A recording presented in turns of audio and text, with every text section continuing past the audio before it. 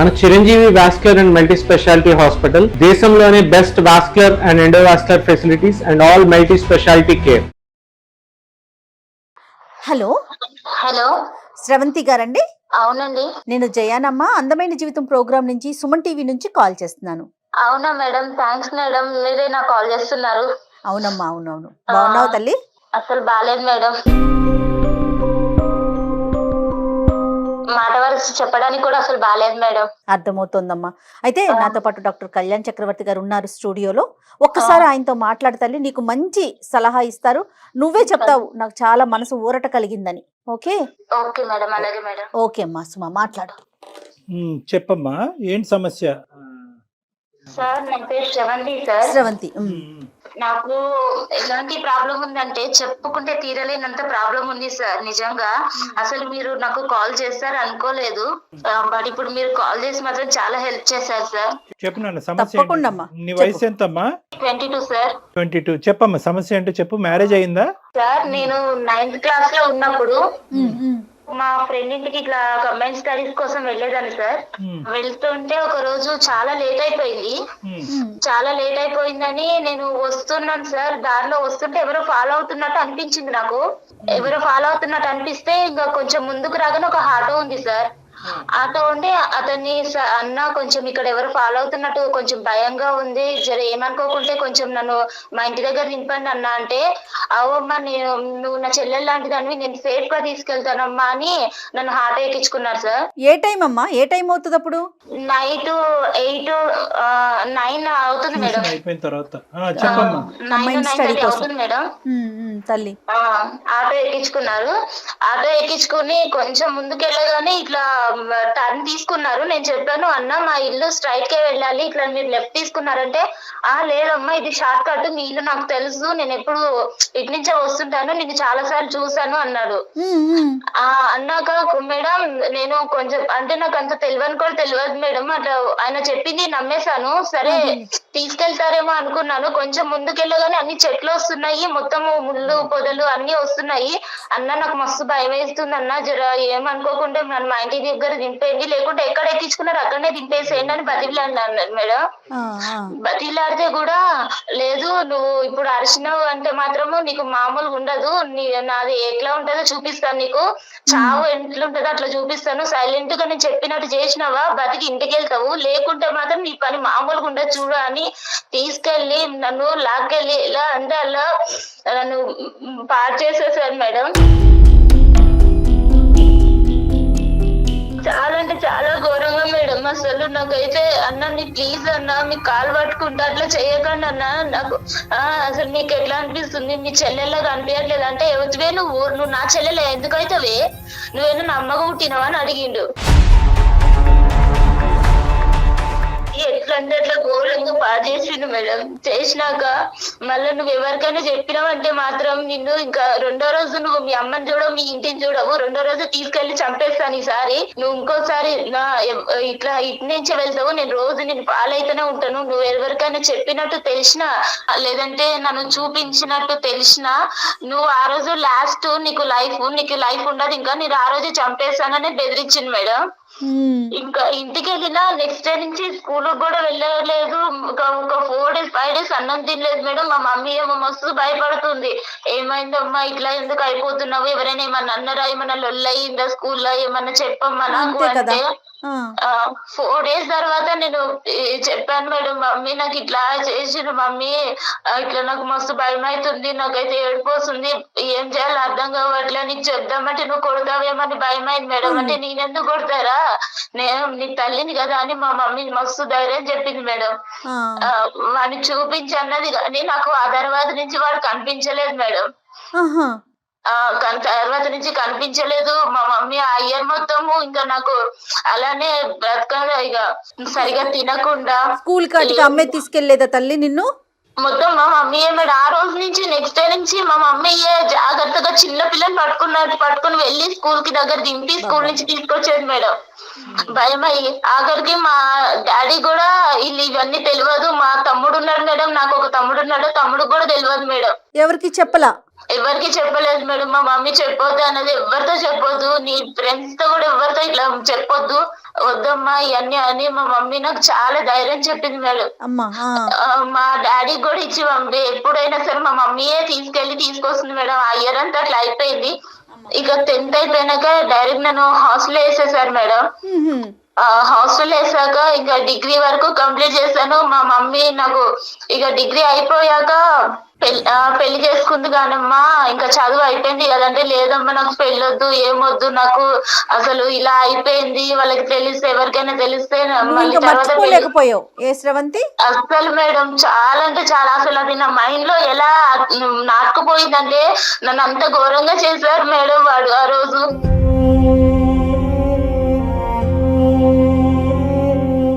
అంత అసలు చెప్పుకోవడానికి కూడా నాకు నోరు కూడా మాటలు కూడా రావట్లేదు. అంత ఘోరంగా అది అయిపోయింది, వదిలేసే. తర్వాత అయితే ఇక పెళ్లి చేసుకుంది కానమ్మా అని మా మమ్మీ పెళ్లి సంబంధాలు చూస్తుంది. వద్దమ్మా నాకు అసలు వద్దంటే మా మమ్మీ చాలా మోటివేట్ చేసింది మేడం. వద్దమ్మా ఇట్లాంటివి మర్చిపోవాలి, ఏదో దెబ్బ తగిలింది అనుకుని మర్చిపో, ఇలాంటివన్నీ మైండ్ లో పెట్టుకుని నీ జీవితం నాశనం చేసుకోకమ్మా, నీకంటూ నేను ఉన్నాను కదా, రేపు నేను లేకపోతే ఇంకెవరు, ఇలానే బ్రతకలేవు కదా అని ధైర్యం చెప్పి పెళ్లి చేసింది మేడం. వీడి ఇక్కడ మధ్యలో ఎక్కడ కూడా నీకు కలవలేదు కదమ్మా? కలవటం గానీ ఫోన్లు చేయటం గానీ ఏమీ చేయలేదు? ఆ తర్వాత నా అసలు ఒకసారి ఇట్లా అయిపోయినాక ఇంకెప్పుడు వాడి మొహం కూడా నేను చూడలేదు, నాకు ఎప్పుడు కలవలేదు సార్. ఓకే సరేనమ్మా.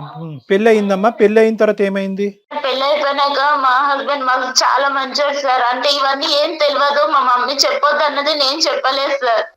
తర్వాత కొంచెం మంచిగా చూసుకున్నాను. ఒక 7 months వరకు మా ఆయన దగ్గరికి వెళ్ళాలంటేనే నాకు చాలా భయం అయింది సార్. మా అమ్మకి చెప్తే మా అమ్మ అన్నది కొంచెం చిన్నపిల్ల కదయ్యా, ఏమనుకోకు, కొంచెం అడ్జస్ట్ అవ్వు, రాను తెలుసుకుంటది అని మా మమ్మీ సర్ది చెప్పేది మా ఆయన కూడా. అలా అయ్యాక కొంచెం మా ఆయన చూపించే ప్రేమ, మా ఆయన ఇట్లా మంచిగా చూసుకోవడం చూసి ఇక మా ఆయనకి దగ్గరయ్యాను సార్. ఇక మాకు ఒక పాప కూడా పుట్టింది సార్. 1 year పాప ఉంది ఇప్పుడు నాకు. పాప కూడా పుట్టింది సార్. ఇక తర్వాత ఒక రోజు మా ఆయన ఒక ఫంక్షన్ ఉంది, ఇట్లా ఉందమ్మా నేను వెళ్ళేసి వస్తా, మా ఫ్రెండ్స్ అందరినీ ఇట్లా కలిసేసి రావాలి, రీయూనియన్ జరుగుతుందని వెళ్తున్నాను, మా ఫ్రెండ్స్ చిన్నప్పుడు ఫ్రెండ్స్ అందరు కలుస్తున్నారు, నేను వెళ్ళేసి వస్తాను అని ఒక రోజు వెళ్ళారు మేడం. వెళ్ళాక ఇంకొక రోజు నైట్ వాళ్ళ ఫ్రెండ్ తీసుకుని వచ్చారు. ఆయనని చూడగానే సార్ నాకు అక్కడనే గుండె ఆగిపోయింది. అసలు నాకు చేతుల్లో చెమటలు పట్టేస్తున్నాయి, అసలు ఒళ్ళంతా వణికిపోతుంది. ఎందుకలా? నాకు 9 years బ్యాక్, నాకు 9th class లో ఉన్నప్పుడు నన్ను ఎవరైతే ఆటోలో తీసుకెళ్లి నన్ను పాడు చేశాడో వాడే మా హస్బెండ్ తో వచ్చాడు సార్, మా హస్బెండ్ ఫ్రెండ్ అని. ఇక వాడు నన్ను చూడగానే ఎందుకో సార్ ఎట్లా కన్నింగ్, ఎంత ఏదో సాడిష్ నవ్వినట్టు నవ్వుతున్నాడు. మళ్ళీ మా ఆయన దగ్గరకు వచ్చి, మీ భార్యనా, నాకు చెల్లెలవుతుంది కదా, నువ్వు చెప్పనే లేదు, ఇప్పటిదాకా చూపించనే లేదు అని చాలా సొంత మనిషిలాగా మాట్లాడుతున్నాడు. నన్ను చూస్తూనేమో ఇంత కన్నింగ్ గా చూస్తున్నాడు. నీకు అర్థమైంది? అర్థమైపోయింది. నాకు అప్పటికే భయం అవుతుంది, కాళ్ళు చేతులు అంతా వణికిపోతున్నాయి. మా ఆయన అడిగాడు, ఏంటి శ్రవంతి ఇట్లా జ్వరం వచ్చిందా ఏంటి, అట్లా అయిపోయావు, ఇందాకలాగా బానే ఉన్నావు కదా, ఇప్పుడు ఏమైంది అంటే, చెల్లెలకి ఏమన్నా నీరసంగా ఉందేమోరా, తిన్నదో లేదో అడుగు ఒకసారి, నువ్వు లేవని, నువ్వు ఇటు వచ్చావు కదా, నువ్వు లేవని తినలేదేమో అని ఎంత చాలా నైస్ గా మాట్లాడుతున్నాడు మా ఆయనతో. ప్రేమ కురిపించాడు. ఆ తర్వాత నుంచి మేడం నెక్స్ట్ డే నుంచి రోజు రావడం స్టార్ట్ చేశాడు ఇంటికి. రోజు రావడం స్టార్ట్ చేశాడు. ఇక మా ఆయనకేమో ఇట్లా లెటర్స్ రాస్తున్నాడు, ఆకాశరామన్న లెటర్స్ లాగా రాస్తున్నాడు. నీ భార్య గురించి నీకు తెలుసా, నువ్వు ముందే కనుక్కున్నావా, నీ భార్య ఎవరితో ఎఫ్ఐఆర్ ఏం లేదా, నీ భార్యకి ఏమన్నా ఇంతకు ముందు ఏమన్నా ఉందా, అన్ని కనుక్కుని చేసుకున్నావా అన్నట్టు ఇట్లా లెటర్స్ రాయడం స్టార్ట్ చేశాడు మేడం. మెసేజ్లు కానీ లెటర్స్ కానీ రాయటం మొదలు పెట్టాడు. కానీ మీ హస్బెండ్ వచ్చి నిన్ను ప్రశ్నించాడమ్మా, ఏంటి ఇదంతా అడిగాడా?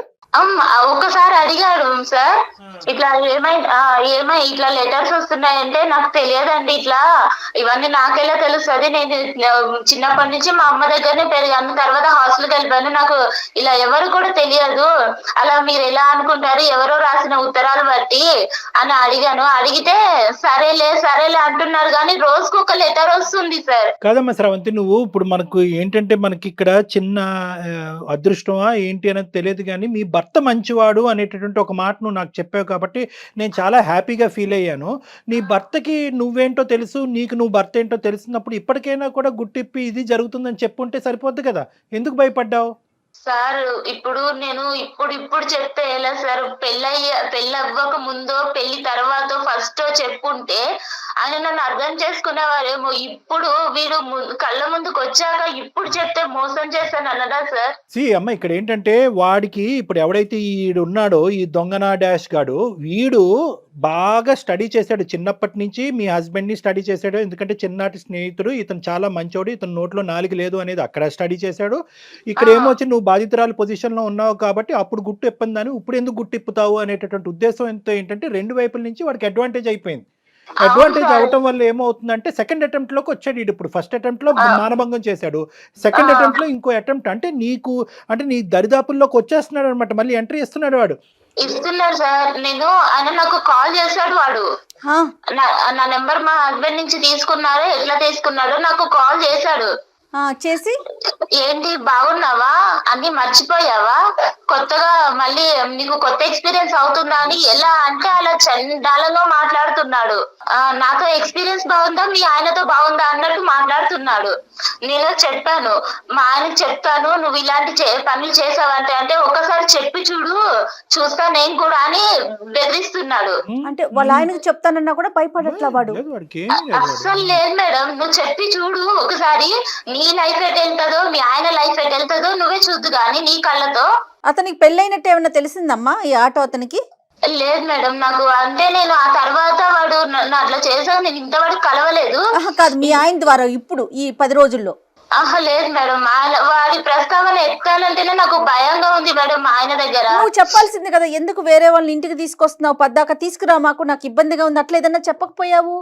అంటే చెప్పాను మేడం, అంటే మా ఇంటికి ఇంతకు ముందు కూడా మా ఆయన ఫ్రెండ్స్ చాలా మంది వచ్చేవాళ్ళు, వాళ్ళ దగ్గర ఎప్పుడు ఎవరి దగ్గర ఏం చెప్పను కానీ ఈయన దగ్గర చెప్తే ఏమనుకుంటాడని అదొక భయం అయింది మేడం.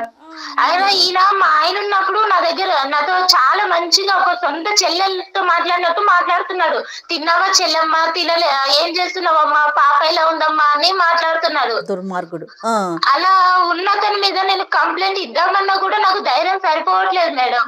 నేను ఆ రోజు బలైపోయిన దానికి ఇప్పుడు ఎంత నరకం చూస్తున్నానంటే మేడం, వాడంత నరకం పెడుతున్నాడు నన్ను. అయితే నాకైతే నిజంగా చచ్చిపోకుండా మేడం. ఎందుకమ్మా, దీనికి చాలా సింపుల్ సొల్యూషన్ లేదు తల్లి, ఇందులో చాలా సింపుల్ సొల్యూషన్ ఉంది. నీతో పాటు పెద్ద సైన్యం మేము ఉన్నాం, వాడిని తాట తీస్తాం, వాడిని ఊరికే వదులుతావా వాడిని? నువ్వు ఎందుకు అంత భయపడుతున్నావు? నీ భర్త మంచివాడు, అది ప్రధానమైనటువంటి అంశం. నువ్వు నీ భర్తకి చెప్పొచ్చు, మీ అమ్మ అంటే కనుక ఇద్దరు ఆడవాళ్లే కాబట్టి తమ్ముడికి చెప్పొద్దు, నాన్నకి చెప్పొద్దు అని చెప్పి 10 సంవత్సరాల పాటు కవర్ చేసింది. కానీ లోకం మారింది, పరిస్థితులు మారింది, వ్యవస్థ మారిందమ్మా. ఇక నీకు నీ కొండంత అండగా పెద్ద పోలీస్ వ్యవస్థ ఉంది, అందరూ ఉన్నాం, ఎందుకు నువ్వు భయపడతావు? అస్సలు భయపడక. ఫస్ట్ ఆఫ్ ఆల్ వాడు ఎక్కడున్నాడో చెప్పు, నేనే వెళ్ళి కాళ్ళు చేతులు ఎరగొట్టి వస్తా. వాడు ఇక్కడే ఉన్నాడు సార్, మీకు కావాలంటే నేను కాన్ఫిడెన్స్ లో పెడతా, ఒక్కసారి మీరు వినండి సార్ వాడి మాటలు. మేము ఉన్నామని చెప్పొద్దమ్మా, మేము ఉన్నామని చెప్పొద్దు, వాడు ఫోన్ కట్ చేసి పారిపోతాడు. ఈ లోపల మనం వాడు ఎక్కడున్నాడు ఏంటి అనేది ట్రాక్ చేయడానికి ఉపయోగపడుతుంది. నువ్వు మామూలుగా మాట్లాడి ఏమీ లేనట్టుగానే అందమైన జీవితం అని మా ప్రోగ్రామ్ గురించి ఏమీ చెప్పొద్దు నువ్వు, ఓకే? నువ్వు సింపుల్ గా ఏంటంటే నువ్వు రెగ్యులర్ గా మాట్లాడుతున్నట్టుగానే ఎక్కడున్నావు, ఏం చేస్తున్నావు అన్నట్టుగా మాట్లాడి నన్ను వదిలేసేవా, నన్ను ఇబ్బంది పెట్టద్దు, మీరు రెగ్యులర్ గా ఏదైతే మాట్లాడతారో అది మాట్లాడు, సరేనా? తర్వాత వాడు గొంతుకు లెగుస్తా చూడు, అప్పుడు నేను జయ గారు అందుకుంటాం. నువ్వు ఇంట్రడ్యూస్ చేయొద్దు, మమ్మల్ని ఇంట్రడ్యూస్ చేయొద్దు. నేను ఆల్రెడీ లాస్ట్ టైం సూసైడ్ చేసుకుందామని సూసైడ్ దాకా వెళ్ళాను సార్, కానీ నా పాపం చూసి వెనక్కి వచ్చేసాను సార్. ఇప్పుడు బ్రతకాలన్నా కూడా నాకు అసలు వేరే లేకుండా అయిపోతుంది సార్. శ్రవంతి బంగారం, ఒకే మాట చెప్తున్నాను, ఇది నీ గురించి నేను చేయట్లేదు, రేపొద్దున ఈ దరిద్రుడు ఇలాంటి దరిద్రులు నీ కూతురు వరకు వచ్చినా కూడా ఆశ్చర్యపడక్కర్లేదు. అది ఎందుకంటే ఇక్కడ నీ జీవితాన్ని నిన్ను ప్రొటెక్ట్ చేసుకోవటం, నీ మ్యారేజ్ని ప్రొటెక్ట్ చేసుకోవటం కాదు. ఇలాంటి ఎదవలు ఎక్కడున్నా కూడా వాళ్ళని వెతికి పట్టుకుని మనం వాళ్ళకి శిక్షించాలి. సరైనటువంటి శిక్ష పడేటటువంటి విధంగా నువ్వు ఈ రోజు ఒక సంఘ సేవకురాల్లాగా ఒక సామాజిక పరమైనటువంటి సేవ చేసి మా వరకు వచ్చావు, నీతో పాటు మేము కలిసి ప్రయాణం చేస్తాం. తప్పకుండా. ఈ కేసును మాత్రం ఇది కేవలం నా కేసు అనేటటువంటి విధంగా తీసుకెళ్లొద్దమ్మా. నువ్వు గొంతెత్తి మాట్లాడాలి.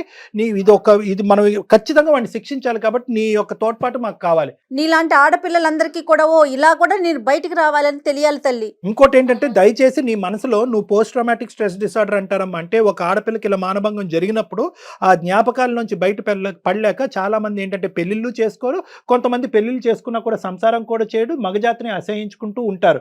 ఇప్పుడు ఇదేంటంటే దీంతో పాటు వీడు మళ్ళీ నీ ఎదురుగుంటే ప్రత్యక్షమయ్యాడు. ప్రత్యక్షం అవడంతో నీ పాత జ్ఞాపకాలు వచ్చి రేపు నువ్వు కంప్లీట్గా మెంటల్ పేషెంట్ అవుతావు అనేటటువంటిది కూడా మనకు తెలియదు.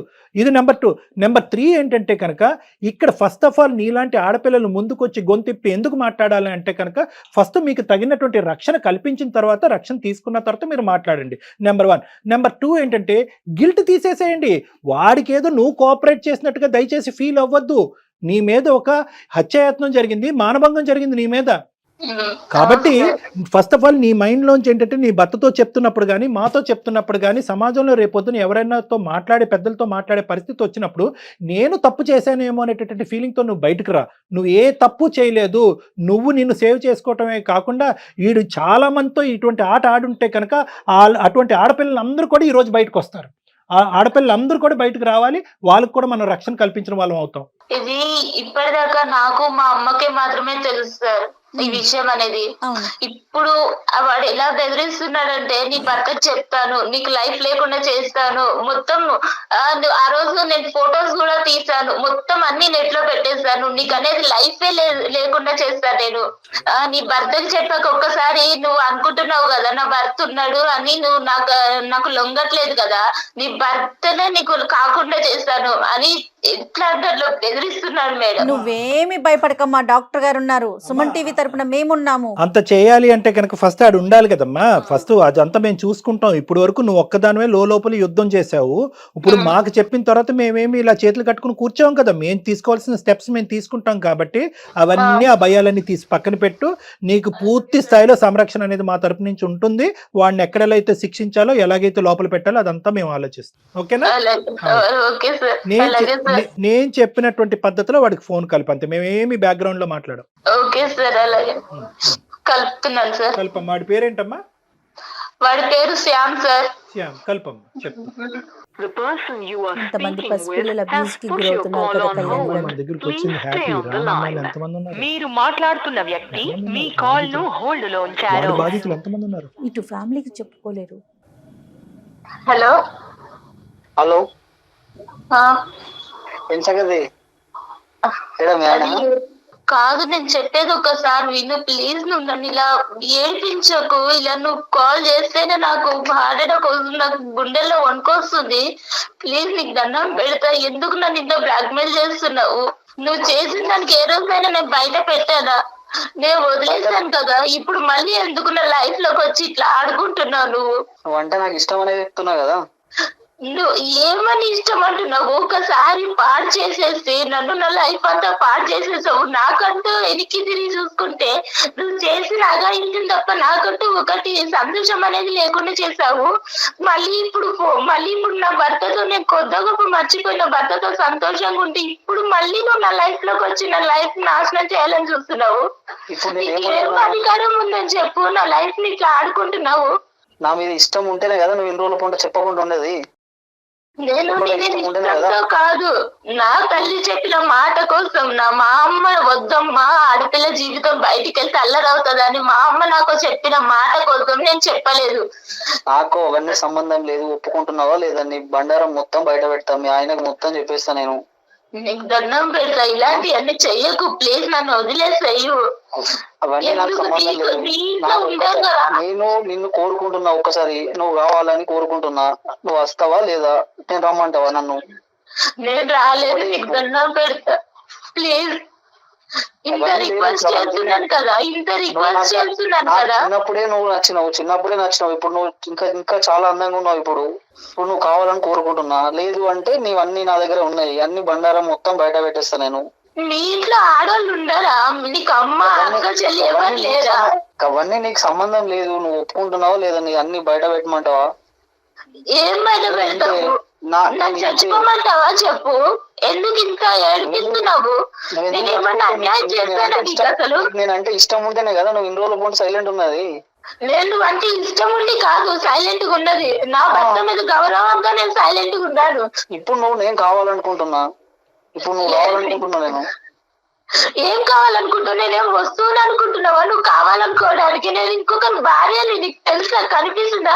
ఇంటికి వచ్చినప్పుడల్లా చెల్లెమ్మ అని పిలిచి నా భర్త ముందు నీకు అలా ఎలా మాట్లాడాలనిపిస్తుంది? నేను ఇలానే ఉంటా. నాకు కావాలనుకుంటున్నా. నువ్వు ఇప్పుడు అందంగా ఉన్నావు కాబట్టి నువ్వు కావాలనుకుంటున్నా. అప్పుడు నీ చెల్లి అందంగా ఉంటే ఎవరి దగ్గరికైనా పంపిస్తావా? నేను నాది ఇంతే, నేను ఇంతే, నా వరుసని ఇంత. నీకు ఇష్టం వచ్చినట్టుంటే సరిపోతుందా? వేరే వాళ్ళు ఇష్టాలు అర్థం చేసుకోవా? వేరే వాళ్ళ బ్రతుకులు నాశనం అయిపోతే అని ఆలోచించుకోవా? ఒప్పుకుంటున్నావా లేదా? ఒకటి చెప్పు. లేదు నీకు దండం పెడతా. నన్ను వదిలేస్తే ఏం ఒప్పుకోవాలి? నాకు భర్త ఉన్నాడు, పాప ఉంది. వచ్చేసి నీ ఇష్టం, నీ లైఫ్ నీ ఇష్టం. ఏమి ఇష్టము? నా బ్రతుకే నాశనం చేసేసరికి ఇంకా ఏమి ఇష్టం ఉంటుంది? ఇంకా నాశనం అయిపోతుంది, ఇంకా గలీజ్ అయిపోతుంది. మరి ఇవన్నీ మీ ఆయన ఇంకా ఘోరం అయిపోతుంది. మరి హలో బాబు. హలో బాబు. హలో ఎవరు సార్? నేనా? నువ్వెవరు చెప్పు, నీ పేరేంటి? సార్ నా పేరు శ్యామ్ సార్. రైట్. ఓకే, నా పేరు డాక్టర్ కళ్యాణ్ చక్రవర్తి. నేను సుమన్ టీవీ అందమైన జీవితం నుంచి మాట్లాడుతున్నాను. మీకేం సంబంధం సార్? అమ్మాయి అదే సంబంధం ఏంటి అన్నది నేను చెప్తాను. ఇప్పుడు వరకు ఆ అమ్మాయి గొంతిప్పలేదు, ఇప్పుడు గొంతిప్పి మాట్లాడింది. ఆ అమ్మాయి తరపున మేము ఉన్నాము. అసలు ఎవడ్రా నువ్వు? ఎవడ్రా నువ్వు అసలు? మీకేం సంబంధం? ఏ సంబంధం ఉందో లేదో తర్వాత తేల్చుకుందాము. నువ్వు ఎక్కడున్నావు చెప్పు ఫస్ట్. అసలు నువ్వు ఎవడు? అసలు ఏం చేసావు ఈ అమ్మాయితో చిన్నప్పుడు? అవసరం లేదు కదా సార్. పర్సనల్ బొక్క ఏంద్రా మాట్లాడేది నువ్వు? నీకెందుకు సార్? తను పర్సనల్. నీకేంటి ఏం మాట్లాడుతున్నావు నువ్వు? నువ్వు ఏం చేసావు ఈ అమ్మాయితో చిన్నప్పుడు? ఇప్పుడు ఏం చేస్తున్నావు? ఎంతమంది ఆడవాళ్ళు నీ లిస్ట్ లో ఉన్నారు? ఎంతమంది ఆడవాళ్ళతో జీవితాలతో నువ్వు ఆడుకుంటున్నావు? ఎంతమంది ఆడవాళ్ళని మానభంగం చేస్తావు? ఎంతమంది ఆడవాళ్ళని బ్లాక్ మెయిల్ చేస్తున్నావు?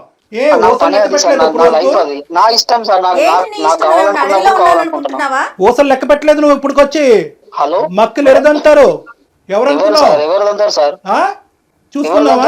చూసుకుందాం. ఏం మాట్లాడుతున్నావు నువ్వు? చూసుకుందాం సార్. ఏం చేస్తారో చేసుకోండి సార్. ఏం చేస్తారో చేసుకోవాలట కళ్యాణ్. ఏం చేస్తారో చేసుకోండి. నువ్వు ఎంతమంది ఉన్నారు? నువ్వు ఎంతమందితో ఇలా ఆడుకున్నావు అన్నది ఒక్కసారి నాకు చెప్పు. ఈ అమ్మాయి ఒక్కతేనే ఎంతమంది ఉన్నారు? మొత్తం అందరినీ ఆడపిల్లలందరూ ఎవరినైతే నువ్వు ఆడుకున్నావు అందరినీ బయటకు తీసుకొస్తా. అమ్మాయి నా పర్సనల్ సార్. మీరెవరు సార్ మధ్యలో? మీకేం సంబంధం సార్? ఏంటి పర్సనల్? నా పర్సనల్ అమ్మాయి. నువ్వు ఎక్కడున్నావు చెప్పు అసలు. ఎక్కడున్నావు? ఏ ఊర్లో ఉన్నావు నువ్వు? నీ వాయిస్ అంతా రికార్డ్ అవుతుంది. నువ్వు ఎక్కడున్నావు మొత్తం అంతా ట్రాక్ చేస్తున్నావు. నీ లొకేషన్ తెలుసు. కానీ సార్ భయపడేది లేదు. సమస్యలే భయపడే సమస్య. అదే నీ సంగతి ఏంటో మేము తేలుస్తాము. నీతో ఒక్క నిమిషం కూడా ఇంకెక్కువ మాట్లాడవలసినటువంటి అవసరం లేదు. ఏమయ్యా, నీకు ఒక తల్లి, ఒక అక్క, ఒక చెల్లి ఉందా? నువ్వు మనిషివా?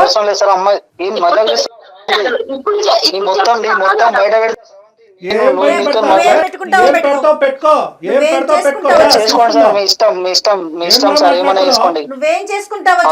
బయట పెడతావా? ఏం బయట పెడతారా? కాళ్ళు చేతులు ఉండాలి కదా నీకు, మెడ మీద తలకే ఉండాలి కదా నువ్వు బయట పెట్టాలంటే. చూసుకుందాం. చేసుకోండి సార్. మీ ఇష్టం ఉన్నట్టు చేసుకోండి. ఏం చేసుకుంటారు చేసుకోండి. అది ఇప్పుడు దారిలోకి వచ్చి నీ పని చెప్తా ఉండు. అసలు నువ్వు ఫోన్ చేసుకోండి సార్. నీతో అసలు ఒక్క నిమిషం కూడా మాట్లాడటం లేదు. లొకేషన్ కూడా ట్రాక్ చేసాము. నీకు ఇప్పుడే పోలీసులు వస్తారు. నువ్వు ఎలా బతికి బయట పడతావో చూద్దాం. కాదు శ్యామ్, అసలు నువ్వు మనిషివేనా? ఉన్న బంధాలు విలువలు అన్ని ఇంత దిగదా? చిచి, అసలు మాట్లాడటానికి మాట్లాడటం ఏం లేదు. మీతో కూడా నేను మాట్లాడాల్సిన అవసరం లేదు సార్. Right sir. వాడేం మనిషి కళ్యాణ్ గారు? అసలు బైక్ కూడా లేదా మనిషికి? మేడం ఇప్పుడు వాడు ఏంటంటే ఈ అమ్మాయితో ఒక్కటే. శ్రవంతి నువ్వు లైన్ లో ఉన్నావమ్మా? పెట్టేశాడు కదా అతను. పెట్టేశారు మేడం. చూసారా సార్ మీ ముందు ఎలా మాట్లాడుతున్నాడు, లేదు, ఇంకెంత టార్చర్ పెట్టుంటారా? అమ్మ ఇది సుమన్ టీవీ వరకు స్రవంతి తీసుకొచ్చినటువంటి ఒక కథ మాత్రమే. ఇలాంటి ఎన్ని కథలు ఉన్నాయేమో అన్నట్టు నాకు అనిపిస్తుంది. ఎందుకంటే కనుక మనం ఎందుకు ఎవరినైనా క్రానిక్ అఫెండర్ అని మనం ఎప్పుడు అంటాం, పీడోఫైల్స్ అంటాం. అంటే చిన్నపిల్లల్ని సెక్షువల్గా మానభంగం చేసుకుంటూ వాడుకుంటూ పెద్దవాళ్ళకి చెప్పకుండా భయపెడుతూ వాళ్ళ నోట్లో గుడ్డలు కూరేటటువంటి ఇలాంటి వాళ్ళు పీడోఫైల్స్ అంటారు. ఎందుకు వీడి గురించి ఇంత ప్రత్యేకంగా మనం ఈ రోజు మాట్లాడుకోవాలి, నాకు ఎందుకు అంత స్థాయి కోపం వచ్చిందంటే ఈ టోన్లో నేను ఎప్పుడూ మాట్లాడలేదు. ఎందుకంటే వీళ్ళందరూ చాప కింద నీరులాగా చాలా మంది ఆడపిల్లలతో కుటుంబ సభ్యుల్లోనే ఉండేటటువంటి ఎదవలు కొంత ఉన్నారమ్మా. ఈడంటే కనుక బయట ఎక్కడి నుంచో పరిచయం అయ్యి నీకు తెలిసి తెలియకుండా ముక్కు మొహం తెలియని వాడు ఆటో ఎక్కావు. నీలాంటి ఆడపిల్లలు ప్రధానంగా గుర్తుపెట్టుకోవాల్సినటువంటి ముఖ్యమైనటువంటి అంశం ఏంటంటే ఇటువంటి వాళ్ళు ఉంటారు, తస్మాత్ జాగ్రత్త. మీ ఎడం వైపు కుడివైపు ఎక్కడన్నా ఉంటారు, మీ కుటుంబంలోనే ఉంటారు, మీ స్నేహితుల మధ్యలో అన్నా ఉంటారు, స్కూల్లో అన్నా ఉంటారు, ఆటో డ్రైవర్లు రిక్షా డ్రైవర్లు లాగా ఉండొచ్చు. తస్మాత్ జాగ్రత్త అనేది ఈరోజు నీ ద్వారా మేము అందరికీ చెప్పేటటువంటి మెసేజ్. వీటిని ఎందుకు క్రానిక్ అఫెండర్ అన్నానంటే వీడు అప్పుడు తప్పు చేశాడు. ఈ మధ్యలో అంటే నువ్వు 9 సంవత్సరాలు 10 సంవత్సరాల పాటు ఏర్పడినటువంటి గ్యాప్లో ఎక్కడ కూడా వాళ్ళు మార్పు రాలేదు. ఎందుకు అంటే కనుక వాళ్ళకి ఇచ్చేటటువంటి బలం ఏంటంటే మీలాంటి ఆడపిల్లలు నమ్మి అక్కడికి వెళ్ళటం అనేటటువంటి ఒక బలం అయితే మీరు మీ తల్లులు ఏంటంటే ప్రాణభయాలతో పరువు భయాలతో ఏంటంటే ఇది గుప్పుట్లో పెట్టేసి ఇలా కప్పేస్తారు చూడు, బయట ప్రపంచానికి తెలియకుండా. అది మీ వరకు మీకు న్యాయం అనిపించవచ్చు, ఏదో జరిగిపోయిందమ్మా వదిలేద్దామమ్మా పెళ్ళి అని చెప్పి పెళ్ళి అవ్వాలనేటటువంటి దాస్తారు చూడు, అది వాళ్ళ బలం. ఆ బలంతో ఏంటంటే ఈరోజు మళ్ళీ 9 సంవత్సరాల తర్వాత ఆడు మీ ఆయన్ని బాగా స్టడీ చేశాడు, నిన్ను బాగా స్టడీ చేసి మీ ఆయన దగ్గర మార్కులు కొట్టేసేటటువంటి విధంగా కొట్టేసి ఎక్కడా కూడా 0.5% పశ్చాత్తాపం కూడా పొందకుండా నిన్ను మళ్ళీ ఈరోజు మళ్ళీ ఇచ్చేయడానికి ట్రై చేస్తున్నాడు. సో ఇలాంటి వాళ్ళకి మనం ఎప్పుడు కూడా గుర్తుపెట్టుకోవాల్సింది ఏంటంటే మనం జాగ్రత్తగా ఉంటాం, రెండోది గొంతు విప్పి మాట్లాడటం. ఎందుకంటే ఇప్పుడున్నటువంటి వ్యవస్థలో అమ్మ ఏదో స్రవంతి ఇక్కడికి వచ్చేసి చెప్పేసింది అని పబ్లిక్ అందరికీ చెప్పేసి నీ ఫోటోలు ఇవన్నీ చూపెట్టడం జరగదు. అందు గురించే ఏంటంటే చాలా గోప్యంగా ఉంటుంది, ఇలాంటి అంశాలు కూడా చాలా గోప్యంగా ఉంచుతాం అనమాట. పోలీస్ వ్యవస్థ కూడా చాలా గోప్యంగా వస్తుంది, ఇన్వెస్టిగేషన్ చాలా గోప్యంగా ఉంటుంది. మీ పరువులు ఎక్కడికి పోవు. నువ్వు అవన్నీ దాచిపెట్టేసి ఈరోజు ఆఖరికి నీ ప్రాణాల మీద తీసుకొచ్చి నీ భర్తకు కూడా చెప్పనటువంటి పరిస్థితికి తీసుకొచ్చావు. అర్థమైందమ్మా? సో నీ ఇక్కడ భయపడవలసినటువంటిది ఏమీ లేదు. వాడి లొకేషన్ ఏంటి, వాడు ఎక్కడుంటాడు ఏంటి మొత్తం ట్రాక్ చేశారు మన వాళ్ళు. సో ఇప్పుడే ఇమీడియట్గా నువ్వు ఫోన్ పెట్టేసిన తర్వాత నువ్వు ఎక్కడుంటే చెప్తే కనుక మా వాళ్ళు నీ దగ్గరకు వస్తారు, నిన్ను మా దగ్గర తీసుకొస్తారు. ఇక్కడి నుంచి మనం పోలీస్ స్టేషన్కి వెళ్దాము, తగినటువంటి కంప్లైంట్ ఇద్దాము, వాళ్ళని వెంటనే కటకటాలు వెనకతలు పంపించేటటువంటి ప్రయత్నం చేద్దాం. దీనికల్లా నువ్వు ధైర్యంగా ఉండాలి తల్లి, అదొక్కటే నువ్వు చేయాల్సింది. నువ్వు ధైర్యంగా ఉండాలి, నువ్వు మాట్లాడాలమ్మా, మాట్లాడాలి. అంతే కదా కళ్యాణ్ గారు? అలాగే సార్, అలాగే మేడం. ఓకే మీరు ఒక్కసారి హెల్ప్ చేసి పెడితే నా ప్రాణాలు కాపాడాలి సార్. వాడు బెదిరింపులు వాడి కోసం నీ ప్రాణం ఎందుకమ్మా పనంగా పెట్టాలి? ఇది మా బాధ్యత. నీకు ఒక కూతురు ఉంది, నీకు ఒక జీవితం ఉంది. నువ్వు కూడా కొద్దిగా స్వార్థంగా ఆలోచించాలి. వాడెవడో ఎదవ వల్ల నువ్వు ఈరోజు ప్రాణాలు తీసుకోవాల్సినటువంటి అవసరం లేదు. ముందుకురా, రాణి లక్ష్మీబాయి లాగా ఫైట్ చేయి, నీతో పాటు మేము ఉన్నాం. ఖచ్చితంగా సుమన్ టీవీ ఉంది, డాక్టర్ గారు ఉన్నారు, అందరం ఉన్నామమ్మా. వ్యవస్థలో ఉన్నాం మనమేమి ఎక్కడ మనుషులు లేని చోట కాదు ఉన్నది. ధైర్యంగా ఉండు, నువ్వు ధైర్యంగా ఉండు. నెక్స్ట్ ఏం చేద్దాం అనేది ఆలోచిద్దాం, సరేనా? నువ్వు అసలు ముందు అసలు నీకు ధైర్యమైన ఏంటంటే సుమన్ టీవీ అందమైన జీవితానికి నువ్వు ఎప్పుడైతే మెయిల్ చేసావో అప్పుడే నీకు ధైర్యం ఉన్నట్లే. ఓకే, అర్థమైందమ్మా? నువ్వు ఎక్కడ తగ్గద్దు, నువ్వు జాగ్రత్తగా ఉండు, తలుపులు వేసుకుని ఉండు, జాగ్రత్తగా ఉండు. మేము ఇప్పుడే ఏ స్టెప్స్ తీసుకోవాలో ఆ స్టెప్స్ తీసుకుంటాం.